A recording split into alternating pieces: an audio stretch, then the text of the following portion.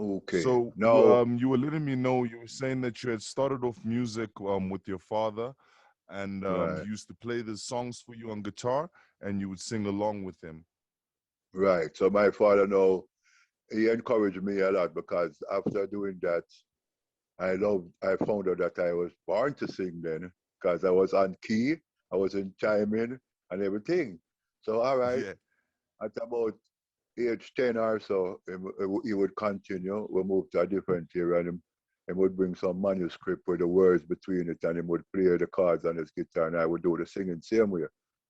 So, fast forward, when I was 17 now, my father said to me, what you want to do when you grow up? I said, I don't know yet. And him say, oh, you mean when you're a teenager, you're supposed to know what you want to do. And when you reach in your 20s, you're supposed to start to like get more versatile, accept what is the best thing to do. So Yes. anyhow, I told him that I can play football, what them call soccer. Very good. I was good at it. And I can sing. So him say, which one you prefer? I know I could sing. I said, of course, singing. Him say, well, all right. If you love what you're doing and doing what you love, you will excel. So at age 17, I recorded my first song when I was 17 years old, 1967. At Studio One, I was the lead singer for a group called The Lyrics. I ended Wow. up doing 5 songs with that original group. Unfortunately, the one migrated the following 2 years after. And then a year after that, no, by 1970, the next one migrated too. But I and him had continued as a duo and did some song for Randy's, which is V in the VPs, Vincent Randichin, you know. So and he Yeah. migrated and then I was alone, not doing anything. And then I formed my next group with myself and one more youth named Tony and Owie. I was Tony in the group and we did some songs at Studio One again. And then after that he migrated too. And then Oh I tried to man. form a next group. I formed a next group now named Tony and the Melancholies. And we was rehearsing over a theater, nearby where I live. And when we was rehearsing, not with a band, we was just one of them could play a guitar, and I was singing "Bet You by Golly Wow." There's a spark of magic in your eye, candlelight appears each time you smile. So some youth, some youth jump over some fence and say, "Oh, some Rasta sing so." On a group name. So I say, "Our group name Tony and the Melancholies." I want them so that not sound good for a Rasta name. Find a better name. A Rasta name. So I say, you know what, I'm going to call myself Fredlocks, because I rhyme with dreadlocks. So I name myself Fredlocks instead of Melancholies. That's the Fredlocks and the Island Collies, like people from your island. That's where the Fredlocks name Yes, came sir. about. This was like 1973. And I sang on a show with Count Taji and the Mystic Revelation of Rastafari and did Black Starliner with Kete drums. It wasn't recorded yet or anything. So I continued as Fredlocks as a solo artist, and by 1975, I recorded Black Starliner. And Black Starliner became an hit for me, my first song as a solo artist. So that was the beginning, the genesis of Fredlocks, and that's how you could know me now. Because a lot of people don't know the past that you asked about where and I was growing up hearing music. And my brother followed suit and was a good guitarist. Played on some of my Yeah. first songs at Studio One to my elder brother. Yeah, he's deceased. He died, a long time ago. But he was great at what he did. And, he was like my inspiration. He took me to studio and we waited 3 months at Cox's studio before him looked at me and asked, what you do, Red Boy? And I said, I sing. And him said, well, sing. But that day I was the only one. The group never reached inside the place yet. So I started singing. By the time them come, I said, Sir D, we can start over the song I make here and come and them start singing them mom. And the first song was a song named I Get It. Like I say, a girlfriend leave you and thing. So I wrote the Yeah. song. It was like, yeah, you get a blow, I get it, you get it, like the girl leave you, so. It got something like this. Yeah. Please hear my pleas and believe me when I say my girl has left me and she's gone far away. So I get it, oh what a blow. I get it, everybody know. Yeah. So once Yeah. Cox Once Coxon hear that, him say, go inside with the band here. Now these youths nowadays have it easy. People give them rhythms and them write something. I made songs. I sing the song and the melody was formed around the music was formed around my melody. So, we was original songs. I was doing covers. I was writing my own songs and singing them because I grew up hearing my father playing guitar. So I was musically inclined already. So I was writing songs, not poems, because I was writing words with melodies, I was Yeah, getting in a rhythm to do that, yeah. So, that's so if powerful. that, yeah, I'm listening. Because I wanted to ask about your songwriting process, and like you say, it's something that came so natural to you. It's something that was inside of you, Yeah, and you made the music mold around your melodies rather than the right. melodies molding your music. No, right. So the first song I wrote was a song that I thought she loved me, you know, because it was Yeah, influenced by the doo-wop groups in America, and most of the Jamaican artists was singing love songs. So when I was in yeah, school, as I said, I formed a group in school. I forget about that one. We called ourselves the Flames.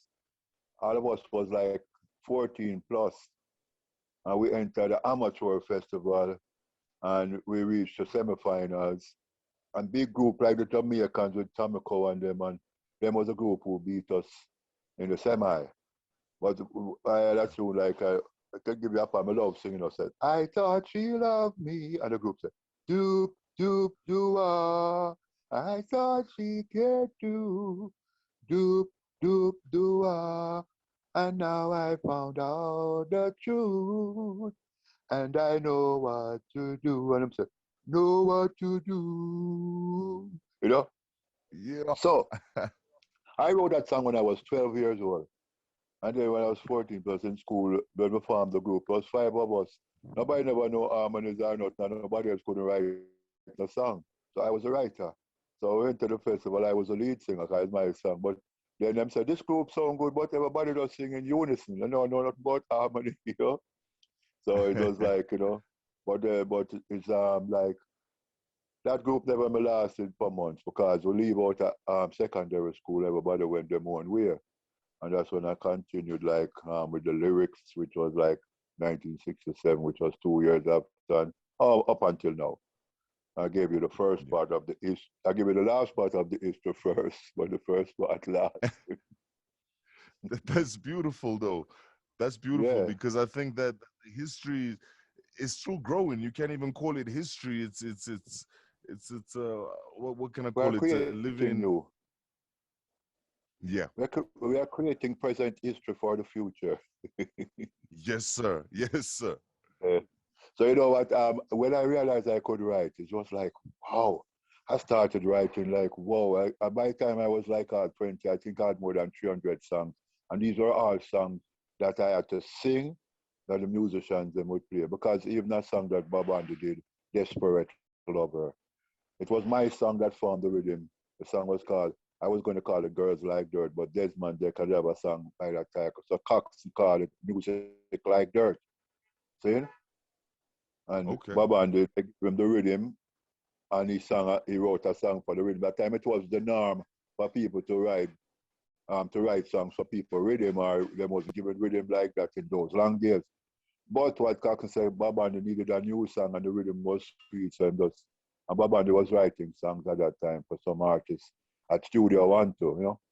So Yeah. that it takes them about 12 years after for Cox to release my song on that rhythm. And a guy was playing it one Sunday and said, I did a version on a Bob and the rhythm. So I had to correct him because on radio. I said, no, he did a version on my rhythm, because my song formed the rhythm. Yeah, Yes, so I've been sir. able to write. I can adapt now to the present thing that people give me rhythms. I just go to a studio nowadays and a man play a rhythm and say, "More voice me." And I just start to sing something. And so why you have that long time? I said, no, the rhythm dictate. So I don't write songs anymore. I just sing songs. And for the past Man, 12 or more, I man. don't sit down and I do nothing. I just hear a rhythm and I just start to sing. Yes, sir. That's connection. That's like oneness with the Most High Yeah. because you're channeling a beautiful Atonement energy as to one with be able God. to put that out. Right. So, to God be the glory. It's not about us. Because Yes, some sir. people think I'm great, I can write. Well, if God ever give it to you, couldn't have it, 100%. And that One leads me to my next question, because I wanted to speak a little bit about Rastafari and Rastafarianism. In South Africa, a lot of people are confused by what it actually means to be a Rasta, and what they stand for. And I thought that perhaps you'd be the right. perfect person to shed some light on it for us. But I can put some light, but we have so much different denominations within Rasta, like the churches. That's what bring about the confusion in a sense. But a Yes, sir. Rastafarian, I repeat by my sister would state all the while, why you call yourself Rasta, who's Rasta, because Rastafari is short name. But I think the fact that I just come to a realization, we can call ourselves Rastas, but we can't call his master Rasta, him is Rastafari. See? So Yeah. you understand what I'm saying? Because some people shorten the name and say them is a Rasta. I don't know where it originates from, the name Rasta. But anyhow, since it's gone out and so widespread, and people will say, "Oh, why you question that?" So I say, since we all fall short of the glory, we fall short of even giving the king in full respect. So we are Rasta, but him is Rastafari. But anyhow, Rastafarians are followers of His Majesty, who is Rastafari. So we should look forward to his guidelines as a basis for being a Rastafarian. So if he says him glory in the Bible, I don't care what language is written in, it have the same meaning, transcends all boundaries and empires. We can't burn the Bible. Him say, until the color of a man's skin is of no more significance than the color of his eyes. So we cannot be racist. So we see Rastafari, I personally and most people who are Rastafarians would say His Majesty represent the Godhead in the form of the Holy Trinity, because Haile Selassie means part of the Trinity. So it's a threefold office, the three in one and one in three, which is the Father, Son, and Holy One, because God made man in His own likeness and image. So we cannot look for unseen or something that you cannot see and say that is God. Because even although the Bible says God is a spirit, it didn't stop there. It said God is a spirit, but you must worship Him in spirit and in truth. So the truth is that God made man in His own likeness and image, so God have to appear in flesh, right? So the prophecies of Revelation 5 and other prophecies reveal His Majesty, saying, "Weep not, behold, the Lion of the tribe of Judah, the root of David, had prevailed to open the book and to loose the seven seals thereof." That is the genesis of Rastafari through Owell and the man who was reading the scriptures. This is how we are Rastafarians today, from our elders who was before us come and quote the scriptures that pertain to His Majesty. See, so the new name is Rastafari. Because when you call him Rastafari, watch how we God tremble, He didn't do like that Yeah. name. See? So I identify with Rastafari because he fulfill the scriptures in the sense where it says, in Judah is God known, his name is great in Israel. Now the Rastafari faith has watered down somewhat in certain way because people, it is human to err. So we must just see His Majesty as the guideline, His teachings, and as the mentor, because we don't need no mediator when we have the man himself. So some people may want to look on the negativity of some Rastafari mansions or people in general and want to think that Rasta shouldn't be like that. But wheat and tears have to go together. So it's not about you. It's about we trying to walk the chalk line and trying to follow the teachings of His Majesty. We will not be perfect, but the Almighty is like the principle of the world school. The world is a schoolroom, and is who do the most right. So why not do right and live? So it's not unfair that if you do try to do more right, that I'm going to exclude you from His kingdom. So my take on that is that we must try to live upright and do good, that we have a chance to enter into His kingdom. So Rastafarians are really, in a nutshell, people who see Rastafari as the Father, Son, and Holy One, as our name suggests, the power of the Trinity, the returned Messiah, Christ in His kingly character. And Christ in His kingly character is God Himself, because when Philip in the Bible was asking Christ, who is this Father I'm talking about? Him say, you walk in with me every day and ask me that I'm in the Father, and the Father and I, and the Father are one. So God the Son is still God the Father and God the Holy Spirit, you know? Because it's a 3-in-1 and 1-in-3. That's just how I see it, because as Christ in that time, 2,000 years ago, him say, them ask him what's important to him. Say, our Father who art in Zion, hallowed be thy name.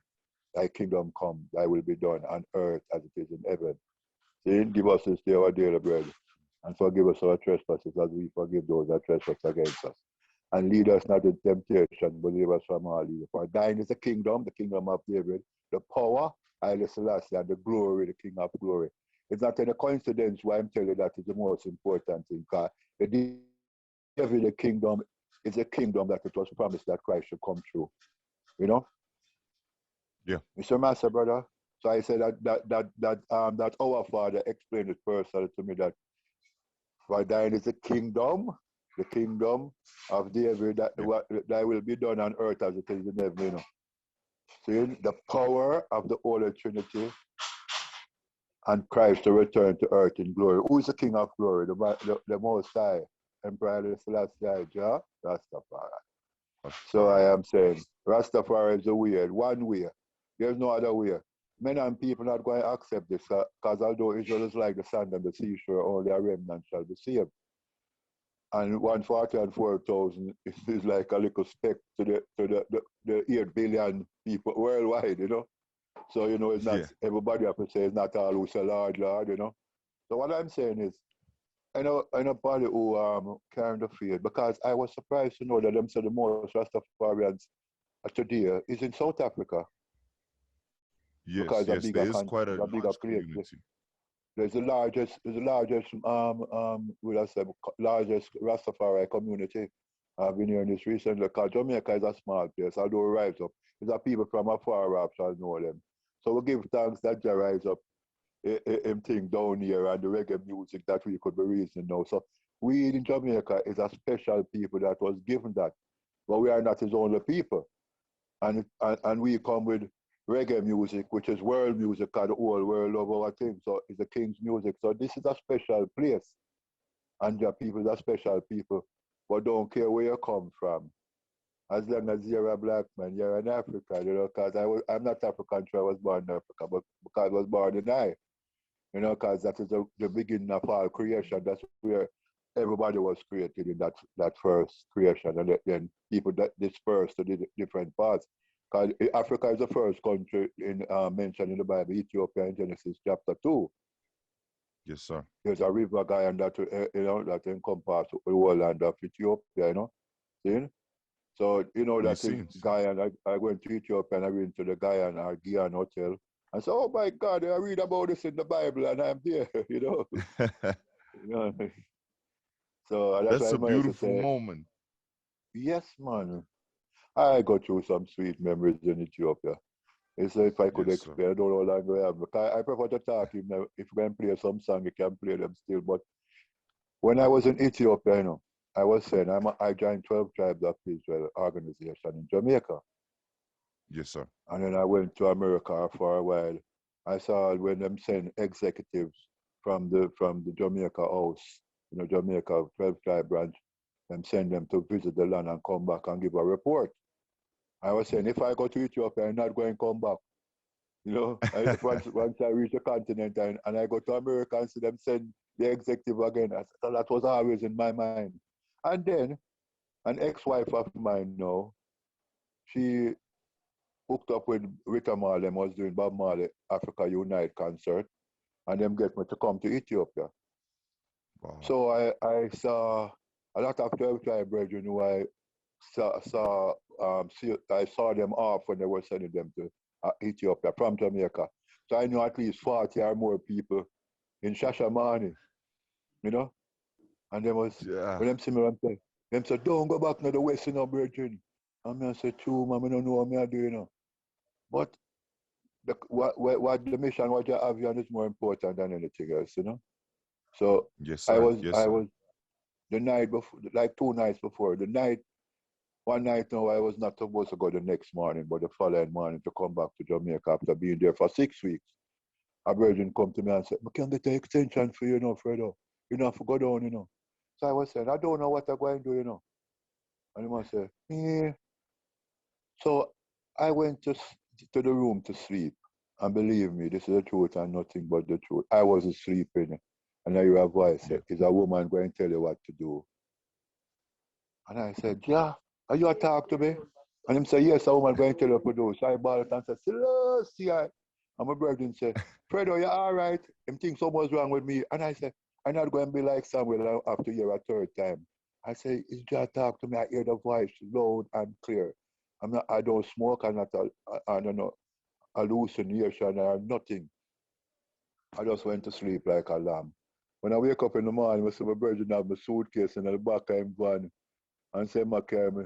But I just, I said, "But it's not this man me leaving." Him say, "No, me I carry go stay in a hotel in a Addis that is nearer to the airport." And in going down the King's Highway, I see what my brother stop me and say, "Don't go away, no brother, where you go?" So my mind reflected on a woman. I went to Tobago, that is a Caribbean island, Trinidad and Tobago. I went there before Yes, to sir. the show, and this brethren and his wife was in charge of 12 tribes down in Tobago, and they repatriated to Ethiopia. So I was saying, I can't leave Shashamane and don't go tell them that I'm leaving. So a man said to me, "Go down to them house." But this was a house that they built for Gadman in Ethiopia, Gadman who formed the 12 tribe. But him wasn't there living, he never get to live in it neither. And the brethren Joseph, by tribe, was a carpenter too. And the house was being, the weaver was getting the lumber, destroying the place. And him fix it over, Yeah. and him was living in there. He was living in there until him get him one place. And a lot of his own Trinidadian brethren and some Jamaicans, of course, was saying him shouldn't live in the prophet house after the man saved the place. Because the weapon of this unity exists in a Rastafari field too. So I went down there to say I'm going to tell them bye. It was early day, just light out. And when the Trinidad brethren who I'm staying with, him supposed to know these people good.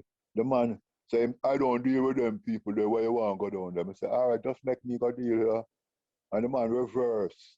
Because I never want to see them. I reversed through the gate and I was in the back of this open one. And you know what, the woman opened the door that leads to the veranda, a little nice house. And when she come out, she say, I come to the Montalban and say, "I'm a Levi." So I said, "Brother Levi, why you want to leave us?" And before I could say anything more, you know what she said? "I know the most title says a woman going to tell you what to do." Every time I remember this, Wow. I just say, "Go and tell everybody they must come home. The Bombo, the Bobo, the Bingi, the 12 tribe and all races, tell them must come home because the West going to perish." I just started to cry and leave the ball and said, "Drive, Zebby, drive." So this is something that I've never felt the presence of the Most High so near in all my life. And this is the truth and humble truth. Haile Selassie is who him is. This is my testimony. And I know, but when I come to Jamaica, that's even why this was from 2005. But this is why I can talk to you now. Because I come and start with some sweeter songs. And the mission wasn't finished in the West. So that make it possible for me to say, although I say when I go there, I'm not going to come back and say, "Me run things. Go home, go tell the people them what for go on." Go and get the first year I started to preach because some people come around me and say, "Yeah, what's in Ethiopia it's nicer than Jamaica?" I say, "I'm disappointed that you would ask something like that. Imagine, so Ethiopia represent the new Jerusalem, Addis Ababa, the new flower. And say, it's my grandland. You ask me if Jamaica can be better than there, you know what I'm saying?" But I don't know what they Yeah. meant still. So I started to tell them the same story about the woman and everything that happened. And I want a girl them start to cry and drop on the ground, you know? She couldn't believe what I was telling her. So, like, everything is just for a purpose, a reason, and we have to fulfill our reasons and purposes in earth. But we must make sure we don't be among the careless ones who get thrown down with Babylon, So we have to stay Yes, sir. steadfast on the works. So yeah, I'm glad I can sing. That is my mission, to sing sweet songs of love and repatriation and everything. And it's to God be the glory. That is my Very story. true. I That's the love your far. story. It's such a beautiful and touching story, Milan. It's Yeah. something that a lot of people can learn from because, as you say, you put in Jah first, and then everything else is trickling down from there. and Yes, it's very man. hard for people to do such things. You know, when you look at reggae music nowadays, I think that you could even argue and say that the aspect of Jah has been removed, and it's looked in more about money. And Right. it's a very different reggae industry than when the elders such as yourself had begun and started laying the foundation. Um, what do you think? What do you think about the direction of reggae nowadays? All right. Not to really do judgmental, but I agree with you in a sense that it get watered down, because even you'd expect better from the ones them who say they are Rastafarians. But in a nutshell, I see some of them as reggae dread. Why? Bob Marley dreadlocks and make it, and some of them come on dreadlocks and don't know nothing about the king. I don't want all the principles of the ancients, like them come and say something set. See? Well, I agree with Chronic to say, do it for the love, we not do it for the like. You Yes, see sir. it? So, and you have some little artists where them steadfast on the works and is the music even bring them and them need to learn things and some of them open to learning, but some of them is so self-centered and have their own doctrines and them oppose as much to teachings and think them right. Yes. Like I was in a studio, as my say I'm glory in the Bible, and a man tell me say the Bible is not is a fake book and say somebody named Asha Crazy say Moses never exists and those people. So I was saying, brother, Mm. you prefer to believe Asha Crazy can sound like him really crazy more than His Majesty who say part is part in Yes, the sir. Bible, you know? And they must say it's not 100% accurate and we don't need that and we have to live or we are rewrite the Bible. What is my say, regardless of what language is written in, it have one and the same meaning. It transcends all boundaries and empires. No, that is what I forgot by, not what an extra thing. See it? Yes, sir. Yes, sir. Right. So then now man want to preach their own ideology and their own lifestyle as doctrines that is contrary to His Majesty. So I Mm. don't go by that. Dreadlocks was No. brazen enough to say him. I was quoting, said His Majesty same glory in the Bible. Him said, His Majesty say we need to have one of the oldest. I want to see the one where Selassie don't know about. That's him I say, so I say, you don't even know who Selassie is, brother. No, the same Bible tells you there's no speech nor language where the voice is not heard. This even proves more to me that Rastafari is the only new thing that everybody absorbing all over the world now. That Yes. means I don't care where you come from, Japanese Rastafarian, Don't matter. Africans, Yeah. Chinese, Europeans, because all nations have to bow, Yes, you sir. know. So this is why I said some people gone astray. We must never think it's all about us. Anytime you think that, you're just gone on the wrong road. And I have to live to save our souls because arms of flesh will fail you, and the Bible says, but if it's 3 score and 10 years, and if by reason of strength you live longer, it's got pain and misery. But at the end of the day, you must fear him that can kill both the spirit and the flesh, and not the Yes, one sir. who can kill them. So it's Jarastafari himself, life. Because it's life that Jarastafari is life. Ever living, ever faithful, ever sure. Yes, sir. Jah Rastafari is the Rastafari. only way. Only way, It's no the only other way. way. Yes, Yeah, sir. man. I was supposed to be for half hour. I exceed my time. If we don't play the music, it's still good. But I'm saying, did I exceed my time? We exceeded our time, but you know what? I've been enjoying the interviews so much, I ignored the time. I'm just loving speaking to you. I think that you have a powerful message that a lot of youth need to hear. A lot of people are lost right now and are trying to Yeah, follow and hold on to something, and they don't really know what they're following or holding on to. So right. this is such an important message for the youth right now. Yeah, And I thought, nah, time don't matter when it comes to such things. right. I don't know what is But happening right here. no, no, I know the program is having a little bit of issues, but that's all Uh, right. That's all we're right. back again. Yeah.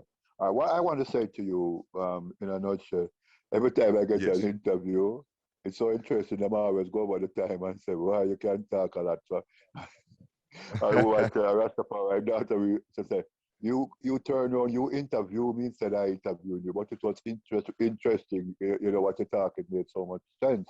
So Yes. I turned it around. I interviewed her instead. So I don't want I don't want to fall into that again. But what I'm saying is the questions you ask, I have to elaborate on them. I can't just answer them so like halfway, and So Of course. and I hope I didn't overdo it. And No, no, and no, no. I know I think I know that it's a you answered them conversation. perfectly. Some of the questions, especially about Rastafari, was such a question that if your answer is short, how are people going to really understand what you're truly Right, meaning? It's something you had to right, elaborate on. So I right. So appreciate you going in depth on that. yeah, give thanks because I hope it don't fall on deaf ears because all of us are just messengers. Because I know you're an artist too, and we Yes, come sir. to the Rastaman vibration positive. That's where Yeah, we're yeah, talking about. Come and set a trend with that, you know. And we say now we hope that some people who slightly confused or lose sense of direction, it could mean something to them what I am saying because I try to be as articulate as far as concerning the truth to be as truthful as I could get and what it takes to be a Rastafarian, although we all fall short. But we know the rules and we know the lifestyle that Rastafarians should be living. Unfortunately, we can't live up to all the things because that's why the Almighty God is more powerful because it's human to err. We make mistakes. But if it keep recurring, that means you're trying to play with God. So we have to yes. try to not do the same thing over and over and expect to see changes. Yeah. Yeah? Rastafari.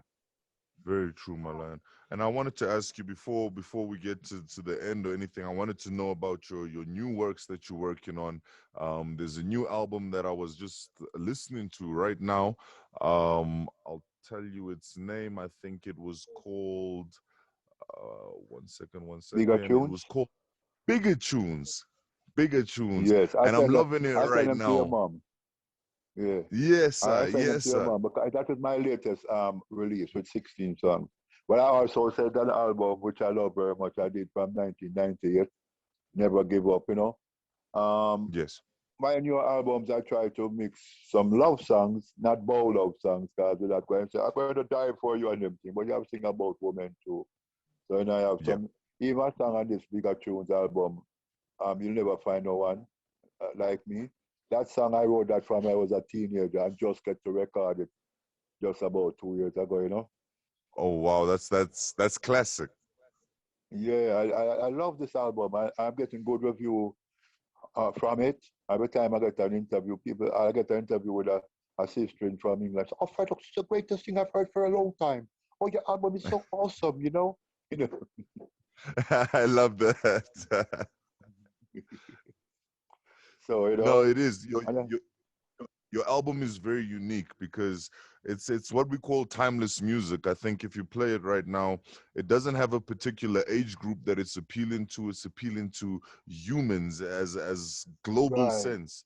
So that's already quite different because yeah, it people must be seem to relatable. either want to do for the youth or Right, want to do for the elderly or they always have their corners that they choose, but yours is just, right, as I say, timeless. It doesn't have a stamp on it when you can say it was created. right. And that's what my Black Star album. I did that from I was 24 years old, going into 25, and that made me known.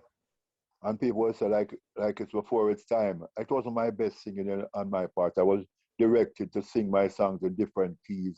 People said Black Star, you can't sing it so pretty, sing it in a lower key and everything. But it made people know me. And I went to England and everybody got same call that album, The 10 Commandments of Reggae. Yes, Like Black Starline, a true Rasta man, all them. So it's a real good thing to know that Jah gave the word and I helped to publish it.